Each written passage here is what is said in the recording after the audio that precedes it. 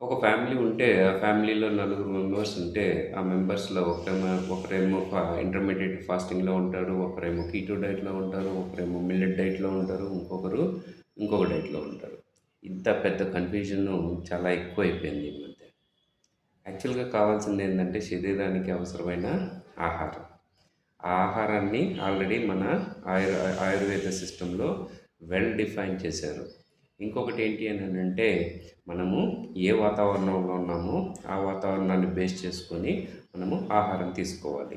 అలాగే మన శరీర తత్వం ఏంటో అది కూడా తెలుసుకొని ఆహారాన్ని తీసుకోవాలి. అంతేగాని నేనేదో తింటున్నానని చెప్పేసి మీరు తినాల్సిన రూల్ లేదు. అంటే ఇప్పుడు ఎగ్జాంపుల్ నాది కఫం బాడీ అనుకోండి. నేను పెరుగు తినకూడదు. అలాగే వాతం బాడీ వాళ్ళు కూడా పెరుగు తినకూడదు. అదే పిత్తం బాడీ వాళ్ళు ఉన్నారనుకోండి. వాతావరణం వేడిగా ఉన్నదనుకోండి. ఆ వాతావరణంలో కంపల్సరీగా మజ్జిగన్నం తీసుకోవచ్చు. ఇలా ఎగ్జాంపుల్ తీసుకుంటే మనము నిజానికి మన శరీర అవసరం ఏంటి? మనం ఏం తినాలి? ఎంత తినాలి?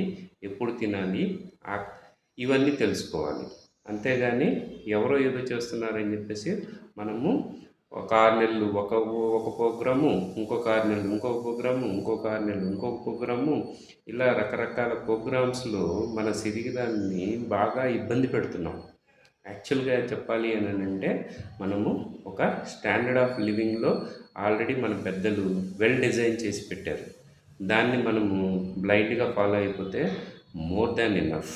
అయితే ఇప్పుడున్న పరిస్థితుల్లో చేసుకోవాల్సిన అతి ముఖ్యమైన జాగ్రత్త ఏంటి అంటే క్వాలిటీ.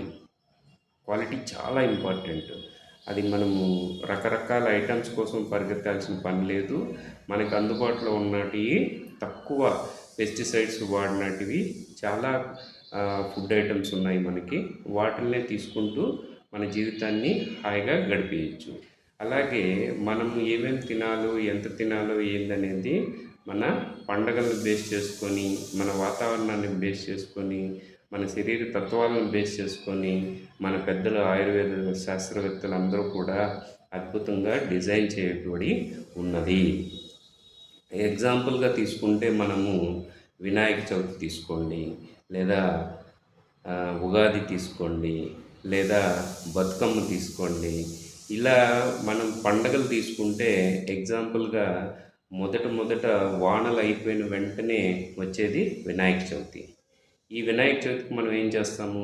మంచి ఒండ్రు మట్టి తీసుకొని, బంకమట్టి తీసుకొని, దాంతో వినాయకుడిని తయారు చేసి, దానికి ఆ విగ్రహానికి పసుపు, కుంకుమ, తర్వాత మెడిసినల్ ప్లాంట్స్, రకరకాల మెడిసినల్ ప్లాంట్స్ కలెక్ట్ చేసి, తర్వాత ఆటిలన్నిటినీ పూజ చేసి, ఆ అన్ని పదార్థాలను తీసుకొని విగ్రహంతో పాటు మనము మన మన బావిలో కానీ, మన ఊరందరూ కలిసి ఊర్లో కానీ అందరూ తీసుకెళ్ళేసి కలిపేవాళ్ళు.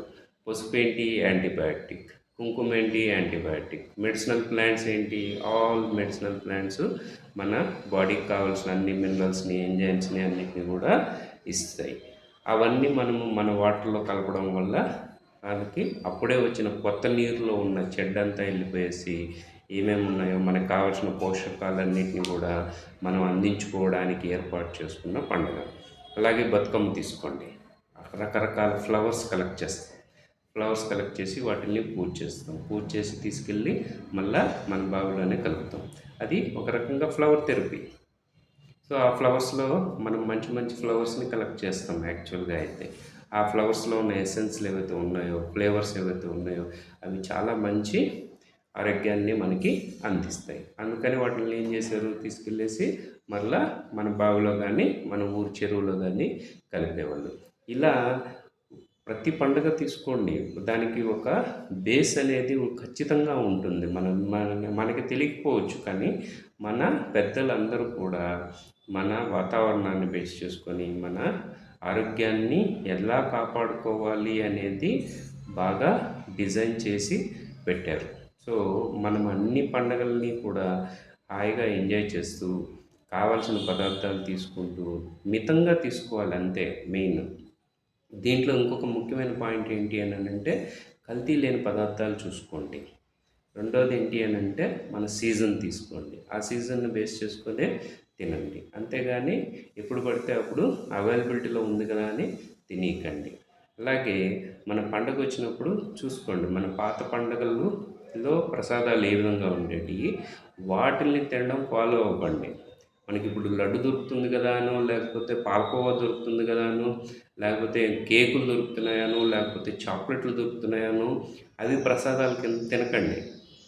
యాక్చువల్గా మన ప్రసాదాలు మంచి ఆరోగ్యాన్ని ఇచ్చే ప్రసాదాల కింద ఆల్రెడీ డిజైన్ చేయబడ్డాయి.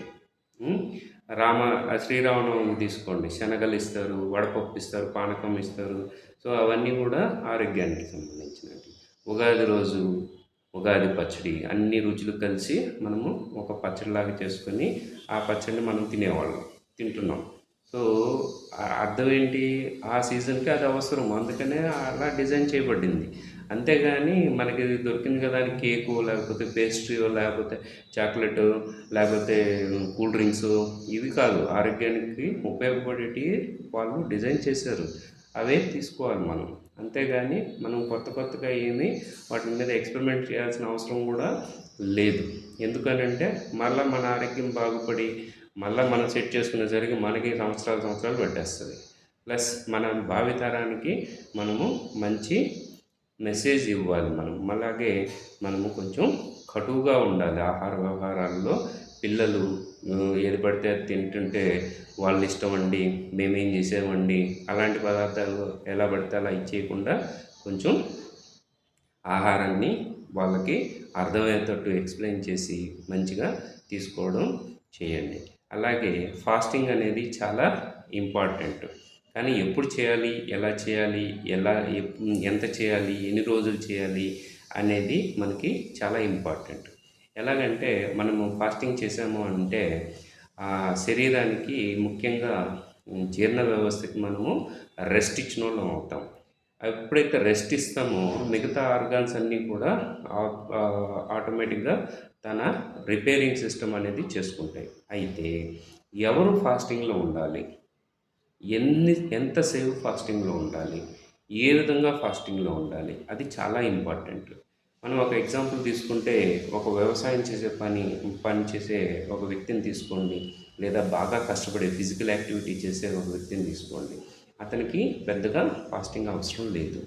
ఎవరైతే ఎక్కువ శ్రమ లేకుండా ఆహారాన్ని రెగ్యులర్గా తీసేసుకుంటూ అతిగా తినేస్తూ ఉంటారో వాళ్ళు మాత్రం ఖచ్చితంగా ఫాస్టింగ్ పెడితే చాలా మంచిది.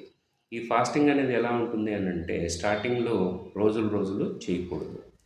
జస్ట్ ఒక పూట అంటే లేదా ఒక రోజు. అది ఎలాగనంటే నెల మొత్తంలో వారం మొత్తంలో ఒకరోజు ఒక పూట భోజనం చేయకుండా జస్ట్ వాటర్ తీసుకుంటూ ఉండొచ్చు, లేదా ఫ్రూట్ జ్యూసెస్ తీసుకొని ఉండొచ్చు. అయితే మనము ఇడ్లీలు, దోశల్లో, లేకపోతే పూరీలో, పెసరట్లు ఇలాంటివి తినేసి మేము ఫాస్టింగ్లో ఉన్నాము అని అంటే మాత్రం అది కరెక్ట్ పద్ధతి కాదు. ఎందుకనంటే మనము ఆల్టర్నేటివ్ ఏం చేయట్లేదు. ఆల్మోస్ట్ రైస్ ఐటమ్సే లేదా వీట్ ఐటమ్సే తీసుకుంటున్నాం. అందువల్ల పెద్దగా శరీరానికి ఉపయోగపడేది ఏమీ లేదు. అయితే వాటర్ ఫాస్టింగ్లో కానీ, ఫ్రూట్ ఫాస్టింగ్లో కానీ, లెమన్ వాటర్ ఫాస్టింగ్లో కానీ వీటిల్లో మాత్రం మన బాడీ క్లీనింగ్ అనేది చాలా బాగా జరుగుతుంది. అయితే మీరు ఒక పూట ఫాస్టింగ్ చేస్తే పర్లేదు. అదే ఫుల్ డే ఫాస్టింగ్ చేశారు అని అంటే ఆ ఫుల్ డే ఫాస్టింగ్లో మనము ఫాస్టింగ్ వదిలేటప్పుడు మాత్రం చాలా జాగ్రత్తలు తీసుకోవాలి. ఒకేసారిగా మనము పొద్దునుంచి సాయంత్రం దాకా ఏమి తినకుండా ఒకేసారిగా మనము వండిన పదార్థాన్ని శరీరానికి ఇవ్వకూడదు. నిదానంగా ఫస్ట్ సాల్ట్ చప్పరిచ్చేసి ఒక గ్లాస్ నీళ్ళు సిప్ బై సిప్ తాగడము, లేదా నిమ్మరసము విత్ సాల్ట్ కలుపుకొని నిమ్మరసం తాగడము, లేదా వెజిటబుల్స్ తినడము పచ్చివి, లేదా స్వీట్ ఫ్రూట్స్ తినకూడదు. సోర్ ఫ్రూట్స్ అంటే బత్తాయి, దానిమ్మ, తర్వాత వచ్చి యాపిల్ కావచ్చు, తర్వాత జాంకాయ కొంచెం హెవీ డైట్ అండి. అది అరుగుదల అనేది కొంచెం కష్టంగా ఉంటుంది. దానిమ్మ తీసుకోండి, పప్పాయి తీసుకోండి, ఇలాంటి ఏదైనా ఒక ఫ్రూట్ తీసుకోండి, సరిపడా తినండి. తర్వాత ఒక 2 hours అలా ఆగిన తర్వాత మీకు ఎప్పుడైతే ఆకలేస్తుందో అప్పుడు తీసుకోవాలి. అలా ఫాస్టింగ్ని వదిలితే మాత్రం మీకు మంచి బెనిఫిట్స్ అనేటివి శరీరానికి మనకి అందుతాయన్నమాట. అలా కొంచెం కొంచెం అలవాటు చేసుకుంటూ వెళ్ళేసి తర్వాత నెలలో 2 రోజులు కానీ 3 రోజులు కానీ ఫాస్టింగ్ చేసుకోవచ్చు. ఇంకా ఎక్కువ రోజులు ఫాస్టింగ్ చేయాలి, చాలా ప్రొసీజర్ అంటే లాంగ్ ప్రాసెస్లో చేయాలి అనుకున్న వాళ్ళు మాత్రము ఖచ్చితంగా మీ ఆరోగ్య పరిస్థితులు ఏంటో చూసుకోండి. మీకు ఏమేమి హెల్త్ ఇష్యూస్ ఉన్నాయో వాటిని చూసుకోండి.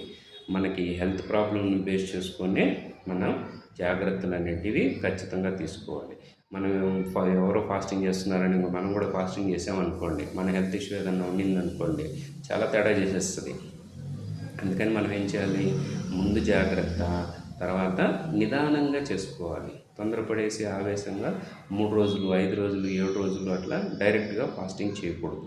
నిదానంగా ఒక పూట ఫాస్టింగ్తోనూ ఒక రోజు ఫాస్టింగ్తోనూ మన శరీరాన్ని ముందు అలవాటు చేయాలి. ఎందుకనంటే మన చిన్నప్పటి నుంచి మనకి ఒక పెద్ద మాట చెప్తూ ఉంటారు. ఏంటి అని అంటే, ఆహారం తినకపోతే తినకపోతే తినకపోతే అని, అన్నం తినట్లేదు అందుకే వీక్ అయిపోయాడు, ఆహారం తినట్లేదు అందుకే వీక్ అయిపోయాడు అని చెప్పేసి మనోళ్ళందరూ కూడా బాగా మైండ్లో ఫిక్స్ చేసేస్తున్నారు.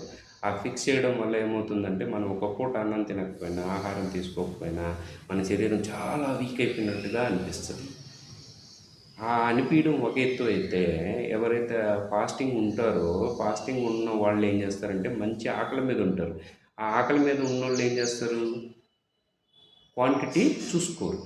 ఎలా పడితే అలా తినేస్తారు, ఎంత పడితే అంత తినేస్తారు. అప్పుడు సిస్టమ్ అంతా కూడా ఒక రకంగా డౌన్ అయిపోతుంది. మొత్తం ఆర్గాన్స్కి కావాల్సిన ఎనర్జీ అంతా కూడా వచ్చేసి మన జీర్ణ వ్యవస్థ మీద పనిచేయడం మొదలెడుతుంది. అప్పుడే మనకి చాలా డ్రౌజీగా ఉన్నట్టు, హెడేక్ వచ్చినట్లుగా, ఫీవరిష్గా, కొంచెం నల్లతగా ఉన్నట్టు, పడుకోని ఉండాలనిపించినట్టు ఇవన్నీ జరుగుతాయి. ఇది కారణం ఏంటి అని అంటే, ఒక్కసారిగా మనము ఒక 10 అవర్స్ 12 అవర్స్ లేదా 24 అవర్స్ ఫాస్టింగ్ పెట్టి సడన్గా ఫుడ్ తీసుకోవడం వల్ల మన వ్యవస్థలన్నీ కూడా ఒక్కసారిగా డిస్టర్బ్ అయిపోతాయి. ఎప్పుడైతే డిస్టర్బ్ అవుతాయో ఆ డిస్టర్బ్ అయిన వ్యవస్థలన్నీ మళ్ళీ సెట్ అవ్వడానికి మనకి కొంచెం టైం పడుతుంది.